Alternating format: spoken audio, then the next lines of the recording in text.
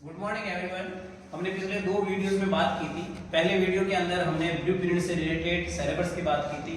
Second video में मैंने आपको क्वेश्चन बताए थे 3 और 4 मार्क्स के। उस 3-4 मार्क्स के क्वेश्चन की सीरीज में ही हम पहला जो टॉपिक पढ़ रहे हैं अपना, जैसे आप देखिए आपने प्रोबेबिलिटी के क्वेश्चन देखे थे। आपने पिछले वाले में स्क्रीनशॉट ले लिया था, नहीं लिया तो अब ले लेना उस वीडियोस को देखकर। ये प्रोबेबिलिटी के जो आपको क्वेश्चंस दे रखे हैं इनको अपन सॉल्व करते हैं, ठीक है। वैसे आपके सामने सॉल्व किए हुए हैं, इनको ध्यान से देखिएगा। जैसे आपको मैंने उसके अंदर पहला जो क्वेश्चन देखा आपने वो था आपकी किताब का ही। आपकी किताब में एक्सरसाइज 13.3 का क्वेश्चन नंबर 2 था। क्वेश्चन नंबर 2 कहता है, और बेस प्रमेय को ध्यान से देखिएगा। बेस प्रमेय का सबसे पहले तो फॉर्मूला, बेस प्रमेय का जो सूत्र है P of EI upon A, P of EI, P of A upon EI upon sigma j is equal to 1 to n P of EJ और P of A upon EJ। तो first of all तो आप इस सूत्र को ध्यान रखें। हो सकता है आपको 1 मार्क्स का क्वेश्चन भी पूछ ले कि what is the formula of bias theorem, अपने बेस थ्योरम का क्या सूत्र है, तो सूत्र को ध्यान में रखें। अब देखो यहाँ पर थोड़ा ध्यान से अच्छी तरह से देखें। एक शानदार से टेक्निक के साथ अपन क्वेश्चंस को सीखते हैं तो आपके कभी भी गलत होने का कोई चांसेस नहीं रहेगा। सबसे पहले आप क्वेश्चन को पढ़ें। जैसे आपका क्वेश्चन नंबर 2 कह रहा है कि एक थैले में 4 लाल और 4 काली गेंदें हैं, और थैले 2 में आपके 2 लाल और 6 काली गेंदें हैं। पहला तो ये कहा।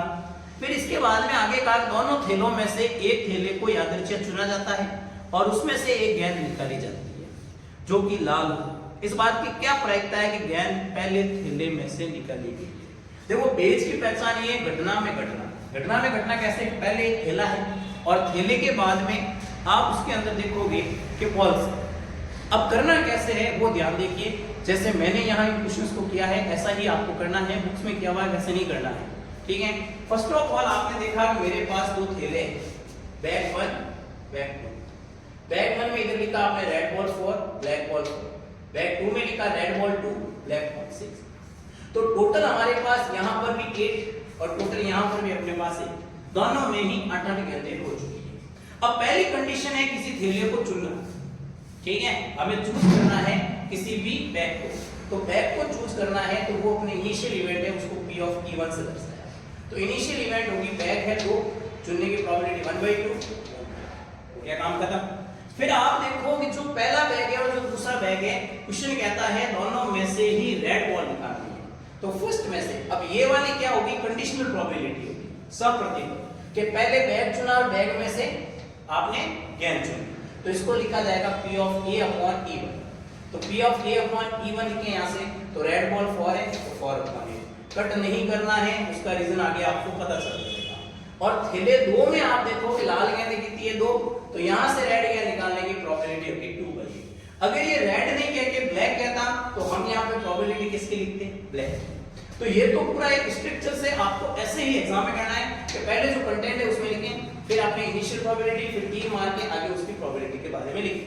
अब बाय बेस थ्योरम, देखो बेस थ्योरम से हमें इसने कहा है कि निकाली गई गेंद लाल आपके प्रथम थैले में से, फर्स्ट बैग में, सॉरी फर्स्ट बैग वाली इवेंट थी E1, तो लिखा जाएगा E1 upon E।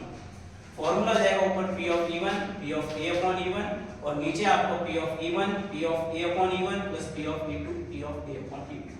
कहने का मतलब नीचे कंप्लीट लिखा जाएगा, इसलिए सिग्मा लगा हुआ है, और ऊपर जिसका निकालना है, जैसे मुझे E2 का निकालना होता है तो मैं यहाँ E2 का लिखता। अब वैल्यू रखें P of E1 1/2, P of A upon E1 4 upon 8, नीचे सेम ये आ गया और ये आपकी E2 वाले की लिख दिया। अब क्या है कि कैलकुलेशन में ही प्रॉब्लम पड़ती है, कॉमन लेते हैं। जैसे ऊपर तो ये पड़ेगी, नीचे आप देखो ये 2 और ये 2 तो आया 1/2 कॉमन, ये 4/8 ये 2/8, तो 4 और 2 में से 2 कॉमन और इसमें से कॉमन आ गया 8, पीछे यहाँ से बचा 2 और यहाँ से बचा 1। अब ये देखो ये 1/2 कट गया, ये कट गया तो ऊपर 2 रहा और नीचे 2 + 1 3 रह गया, तो आपकी प्रोबेबिलिटी आ गई 2/3। जिस सीक्वेंस से क्वेश्चन लिखे हुए हैं उसी सीक्वेंस से इंपॉर्टेंट है। अगर मैंने ये पहला ही लिखा है तो सबसे ज्यादा इंपॉर्टेंट ये है, उसके बाद में ये, फिर उसके बाद में ये, तो इसी कंडीशन को आगे देखिएगा। अगला आपका है एग्जांपल नंबर 21, आपके बुक का ही एग्जांपल नंबर 21 क्या कहता है, सुनिएगा पहले तो। 21 एग्जांपल कहता है एक व्यक्ति के बारे में ज्ञात है कि वह 4 में से 3 बार सत्य बोलता है। अगर वो 4 बार कुछ बोले तो 3 बार पक्की बात है सही बोले, 1 बार वो कहीं बोलेगा झूठ। फिर आगे हमसे कहता है वह एक पासे पर उछालता और बतलाता है कि उस पासे पर आने वाली संख्या 6 है। तो इस बात की क्या प्रायिकता है कि पासे पर आने वाली संख्या वास्तव में 6 है। अब देखो दो घटना, एक तो पासे में उछालना, डाइस को थ्रो करना, और एक साथ में ही ट्रू और फॉल्स, सच बोलना और झूठ बोलना। अब भाई पासे को उछालेगा तभी तो सच और झूठ बोलेगा। अब पहले सच झूठ बोल के तो पासे को उछालने से रहा। तो हमारा जो पहला इवेंट है डाइस पासे पर, तो ये पासा ले रखा आपको डाइस, इस पासा पर दो कंडीशन थी, एक तो 6 आना और एक 6 को छोड़कर। तो 6 आने की प्रोबेबिलिटी 1/6 और नहीं आने की 5/6। अब 6 आता है तब तो ट्रूथ और नहीं आता है तो फॉल्स। तो ट्रूथ हो गया 3 और फॉल्स हो गया 1। तो इसकी प्रोबेबिलिटी 3/4, इसकी प्रोबेबिलिटी 1/4। अब आपको इसने कहा है कि हमें प्रायिकता बतानी है प्रोबेबिलिटी के वास्तविकता में 6 आया। तो 6 किधर आ रहा है, इधर वाले इवन पर, तो वही बेस का इवन अपॉन एक उसी की तरह फॉर्मूला लगाएंगे और इसके अंदर वैल्यूज को क्या कर देंगे, पुटअप। अब पुटअप करके हम इसकी जब कैलकुलेशन करेंगे, कैलकुलेशन याद रख लेना, इसमें कॉमन लेके करना है, आप एलसीएम लेके नहीं करें। तो आपका आंसर क्या आ गया, 3/8, ये ध्यान। फिर उसके बाद में तीसरा हमारे पास क्वेश्चन है जो आपकी बुक का ही है और बुक का क्वेश्चन नंबर 3 है। 3 कह रहा है ये ज्ञात है कि किसी महाविद्यालय में 60% छात्र छात्रावास में रहते हैं। भाई जैसे स्कूल्स बने हुए हैं या मान लो कॉलेज बने हुए हैं, वहां हॉस्टल फैसिलिटी और हॉस्टल नहीं फैसिलिटी, दो चीजें हैं। 60% है वो हॉस्टल में रहते हैं और नॉन हॉस्टलर है 40%। अब कहता है हॉस्टल में रहने पर ए ग्रेड आना। भाई जैसे हॉस्टल में रहता है तब उसके नंबर ए ग्रेड मतलब है 80 90 प्लस नंबर आने, और अगर मान लो कम है तो आना, अगर उसमें नहीं रहता है तो हॉस्टल में रहने का 60%, तो प्रोबेबिलिटी निकाल दी 60/100, नहीं रहना 40/, निकाल दी। अब हॉस्टल में रहता है तो ए ग्रेड है, हॉस्टल में नहीं रहता तो ए ग्रेड, तो हॉस्टल में रहे तो ए ग्रेड है 30% की, नहीं रहे तो है 20% की। तो दोनों की कंडीशन हो गई, दोनों की वैल्यू निकाल दी। वही 22 थ्योरम से लास्ट में आपको प्रोबेबिलिटी पूछी है कि ए ग्रेड उसके लगा हो जो हॉस्टल में रहता हो। तो हॉस्टल वाले की इवेंट क्या है, गिवन, तो हमें गिवन अपॉन ए निकालना है। वो किया, ये किया, इसी की तरह ये वाली कैलकुलेशन करेंगे तो आपके पास क्या आ जाएगा, 9/30 जीरा। मतलब फर्स्ट ग्रुप ये इंपॉर्टेंट है, ये नहीं आता तो ये इंपॉर्टेंट है, और ये नहीं आता है तो ये इंपॉर्टेंट है। ये एक सीक्वेंस है पूरी की पूरी, उस सीक्वेंस से ध्यान रखें। और वैसे तीनों के तीनों क्वेश्चन एक ही जैसे थे। अब हमारा अगला जो क्वेश्चन है अपने पास, अगला क्वेश्चन क्या है, देखिए क्वेश्चन नंबर 4। एक बहुविकल्पीय प्रश्न का उत्तर देने में एक विद्यार्थी या तो प्रश्न का उत्तर जानता है या अनुमान लगाता है। बस सीधी सी बात है, आपका बेस थ्योरम का क्वेश्चन आता है, आप जानते हो तो एकदम सही करोगे और नहीं जानते हो तो कहीं ना कहीं ऐसे तुक्का मारोगे तो गड़बड़ हो सकती है। तो दो कंडीशन है, उत्तर जानना और उत्तर नहीं जानना। ये कह रहा है उत्तर जानने की प्रायिकता 3/4 है और अनुमान लगाने की 1/4 है। मान ले कि छात्र के प्रश्न का उत्तर अनुमान लगाने पर सही होने की प्रायिकता 1/4, और इस बात की क्या प्रायिकता है कि कोई छात्र प्रश्न का उत्तर जानता है यदि ये ज्ञात हो उसका उत्तर सही हो। सुनिएगा, सबसे पहले तो उत्तर जानना और अनुमान लगाना। क्या तो जानना और अनुमान लगाना, नॉन अनुमान, ये तो है जानना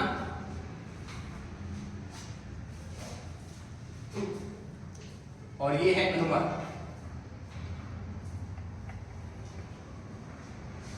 अब जानता है उसकी प्रोबेबिलिटी 3/4 और अनुमान की 1/4। अब करेक्ट उत्तर सही होना, भाई उत्तर जानने का 100% है कि प्रोबेबिलिटी 1 होगी, और नहीं जानता है और अनुमान लगाता है तो प्रोबेबिलिटी आपको बुक में दे रखी है 1/4 होगा। सेम वही कंडीशन है, जैसे मैंने डायग्राम बनाया है एक तरह से, वैसे ही आप बनाना, कभी गड़बड़ नहीं होगी। अब बाई बेस थ्योरम इसने का उत्तर जानता हो तो जानने वाला कौन है, इवन, तो वही इवन अपॉन ए का फॉर्मूला लगाना है और अपन को सॉल्व करना है। मतलब चारों ही क्वेश्चन एक ही जैसे हैं, कोई डिफरेंस नहीं है इसके अंदर। नेक्स्ट देखिएगा, एक क्वेश्चन जो आपके और पड़ा है, क्वेश्चन नंबर 9। क्वेश्चन नंबर 9 कह रहा है कि दो दल एक निगम के निदेशक मंडल में स्थान पाने की प्रतिस्पर्धा है। जैसे अभी आपने देखे इलेक्शन हुए हैं तो पार्टियां अगर इलेक्शन जीतती है तो कोई ना कोई वादे करती है कि अगर हम जीते दिए कर देंगे, वो कर देंगे। ऐसे कैसे यहाँ पर भी दो पार्टियां खड़ी है। मान लो एक पार्टी ए है, एक पार्टी बी है। अब ए के जीतने की प्रोबेबिलिटी है 0.6, बी के जीतने की 0.4। सॉल्व किया 6/10, 4/10। अब कहता है जीतता है तो न्यू प्रोडक्ट, एक नया उत्पादन। नया उत्पादन अगर इवन ए ग्रुप जीते तो है 0.7 और बी जीते तो आपके 0.3। तो सेम वैसे पहले ये फिर ये फिर ये फिर ये। अब कहता है कि बताइए कि जो नया उत्पादन हुआ है वो पार्टी नंबर P दूसरी पार्टी से है, तो दूसरी पार्टी के लिए आएगा E2/8, तो ऊपर अपने पास E2 आ जाएगा और नीचे कंप्लीट आ जाएगा, वैल्यू रखेंगे और हमारे पास 2/9 आंसर आ जाएगा। तो ये आपके सामने यहाँ पे बेस थ्योरम से रिलेटेड आज 5 क्वेश्चन थे। इन 5 क्वेश्चन में से 101% आपको एक क्वेश्चन मिलेगा 3 मार्क्स का।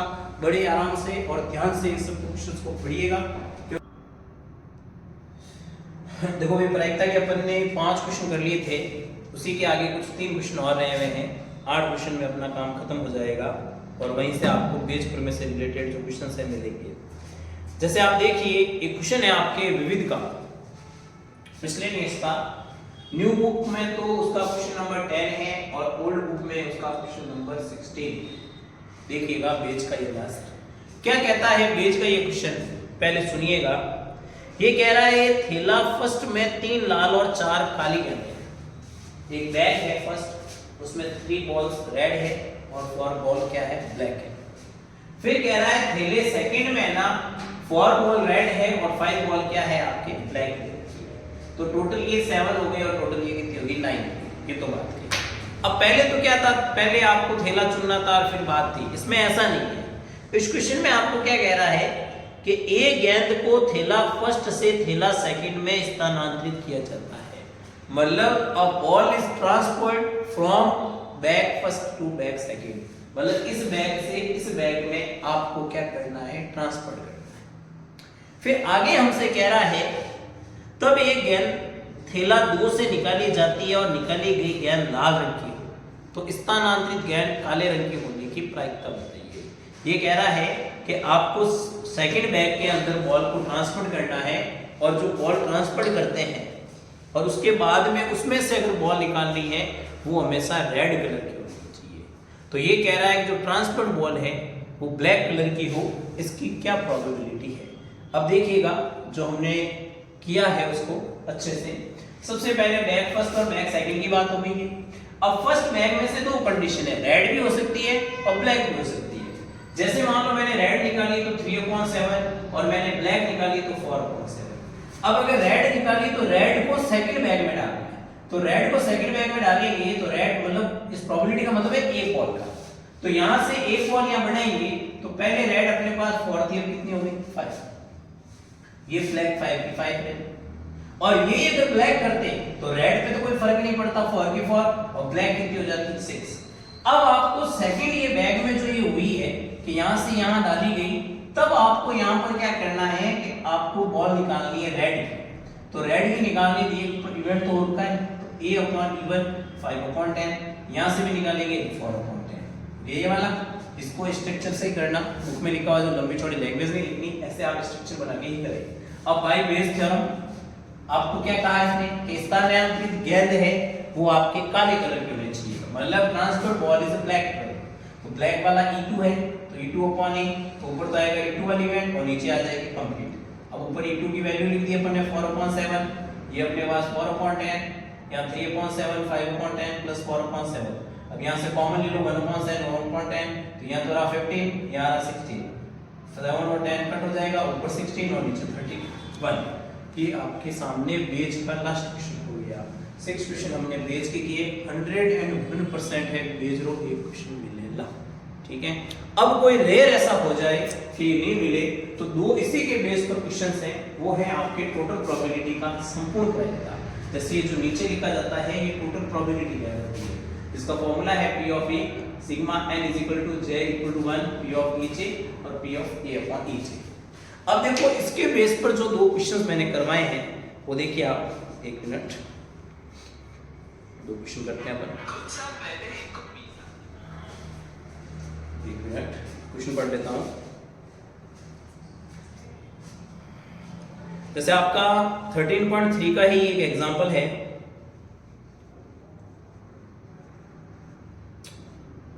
एग्जांपल नंबर 15, अब इसमें कोई चांस नहीं है, एग्जांपल नंबर 15 है। एग्जाम्पल नंबर 15 क्या कह रहा है कि किसी व्यक्ति ने एक निर्माण कार्य का ठेका लिया, मतलब कंस्ट्रक्शन का काम करता है कोई भी एक मैन, जिसमें ये कह रहा है हड़ताल होने की प्रायिकता 0.65 है, भले स्ट्राइक हो उसकी प्रोबेबिलिटी 6.5 है, 0.65 है। और हड़ताल ना होने की तथा हड़ताल होने की स्थिति में निर्माण कार्य समय अनुसार पूर्ण होने की प्रायिकताएं क्रमश 0.80 और 0.32। तो निर्माण कार्य के समय अनुसार पूर्ण होने की प्रायिकता ज्ञात करो। ये कह रहा है कि हमारे पास दो कंडीशन है, एक तो है बात स्ट्राइक, अगर स्ट्राइक होती है तो प्रोबेबिलिटी है 0.65, नहीं होती है तो सीधी बात है 0.35। अब अगर हड़ताल होती है तो समय पे काम पूरा होता मतलब कंप्लीट होना वर्क, वो है 0.32, और अगर हड़ताल नहीं होती है तो पूर्ण होने की 0.80। सीधी सी बात है भाई, हड़ताल नहीं होगी तो काम जल्दी पूरा होगा। तो अब आपको टोटल बताना है कि टोटल, तो ये बेस के बेस का नहीं है, ये एक नॉर्मल आपको टोटल प्रोबेबिलिटी है। बेस में तो क्या होता कि भाई आपसे पूछता, जैसे यहाँ पे पूछा ब्लैक होनी चाहिए, पीछे से था वो वापस, या पीछे नहीं है, टोटल पूछा है, तो टोटल का formula P of E1 P of E upon E1 plus P of E2 P of E upon E2। तो इस वैल्यू को हम यहाँ पे पुटअप कर देंगे और सॉल्व करेंगे तो 0.488। अब इसी के बेस पे आपके 13.3 का फर्स्ट क्वेश्चन देखिए, जो एक और है आपके पास में। क्वेश्चन कह रहा है एक कलश में कोई अन्न दे रखा है, बर्तन कलश, उसके अंदर आपको कहा है कि 5 बॉल रेड है और 5 ब्लैक है। अब एक ही बर्तन है, देखो दो होते तो बेज वाला काम करता है, यहाँ बर्तन ही एक ही दे रखा है तो 5 और 5 देती है। तो सीधी बात है, अगर मैं रेड बॉल निकालूं तो 5/10, ब्लैक निकालूं तो भी 5/10, ये तो इनिशियल होगी। ये क्वेश्चन कह रहा है कि जो कलर आप बाहर निकालते हो उसको तो वापस मिला नहीं है, और साथ ही उस कलर की दो और बॉल मिला नहीं है। तो जैसे आपने रेड निकाला तो रेड को तो वापस मिला नहीं है, दो और मिला नहीं है, तो दो और मिलाओगे तो रेड 7 ब्लैक 5। अब आप अगर ब्लैक निकालते हो तो ब्लैक की दो, तो ब्लैक 7 और रेड 5। अब आपको यहाँ पर कहा है कि अब आपको सेकंड टाइम आपको रेड बॉल निकालनी है, तो रेड बॉल की प्रोबेबिलिटी 7/12, यहां से निकाले तो 5/12। तो अब हमसे क्वेश्चन में क्या कहा आगे, तो कलश से गेंद निकाली जाए, दूसरी गेंद के लाल रंग की होने की प्रायिकता। तो सेकंड ये रेड, तो टोटल प्रोबेबिलिटी निकालेंगे, अगर ये कंडीशन अप्लाई हो और ये कंडीशन अप्लाई हो तो दोनों का सम करके अपन निकालेंगे, तो 5/10 × 7/12, 5/10 × 5/12 सॉल्व कर देंगे, आंसर 1/2 आ जाएगा। तो ये टोटल हमने प्रोबेबिलिटी के बेस पे 8 क्वेश्चन किए, इनको अच्छे से तैयार कर लेना। इसमें से आपको 101% है कि 2 क्वेश्चंस मिलने हैं, करना एक ही है, आपको 2 मिलेंगे। क्वेश्चन मिलेगा ये 3 मार्क्स का जो आपको करने हैं। मिलते हैं अपन अगले वीडियो में, जो हमारे 3 और 4 मार्क्स का ही चलेगा। प्रोबेबिलिटी के सारे क्वेश्चंस कर लिए हमने, अब हम आगे एक नया टॉपिक लेके आएंगे आपके सामने, जिसके अंदर हम वही 3 और 4 मार्क्स के क्वेश्चन को पढ़ेंगे। इस वीडियो को अपने दोस्तों के साथ ज़्यादा से ज़्यादा शेयर कीजिएगा, लाइक कीजिएगा, और चैनल को हमारे सब्सक्राइब नहीं किया है तो मैथ प्लस चैनल को सब्सक्राइब कीजिएगा, जिससे आपके सभी साथियों को फायदा मिल सके, क्योंकि आने वाले 2 महीने में आपके एग्जाम्स हैं, तो आप इसको शॉर्टकट में पढ़ के अच्छे अंक लेके आ सकते हैं। नहीं तो आपके सामने खूब सारे क्वेश्चंस हैं, उन खूब सारे क्वेश्चन को नहीं करके ये चंद 7-8 क्वेश्चन करके अपन 3 मार्क्स लेके आ सकते हैं। ऐसे ही कुछ और वीडियोस लेके आएंगे, ठीक है, थैंक यू।